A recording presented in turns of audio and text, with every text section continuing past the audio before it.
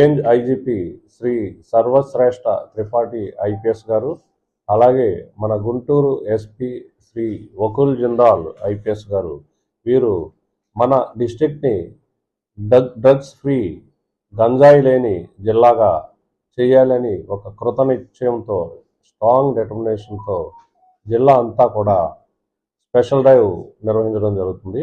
వారి ఉత్తర్వుల ప్రకారం మా సబ్ డివిజన్లో, నార్త్ సబ్ డివిజన్లో గత 4 రోజుల నుండి కూడా కాలేజెస్లోను, యూనివర్సిటీస్లోను, అలాగే ఆటో వాళ్ళకి, ముఖ్యమైన యూనియన్స్ వారితోనూ పబ్లిక్ అవేర్నెస్ క్రియేట్ చేయడం, ఆ కాలేజీల్లో స్టూడెంట్స్తో సంకల్పం అంటే ఓత్ ప్రతిజ్ఞ చేయడం జరుగుతుంది.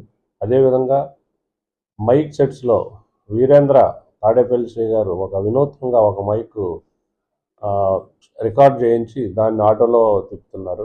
అలాగే దుగ్గిరాల ఎస్ఐ కూడా అక్కడ ఆటోలో అనౌన్స్మెంట్ చేపిస్తున్నారు. అలాగే మంగళగిరి టౌన్ సెంటర్లో కూడా అక్కడ ఫిక్స్ చేసినటువంటి మైక్ సెట్స్ ద్వారా కూడా ఈ అనౌన్స్మెంట్ చేయించడం జరుగుతుంది.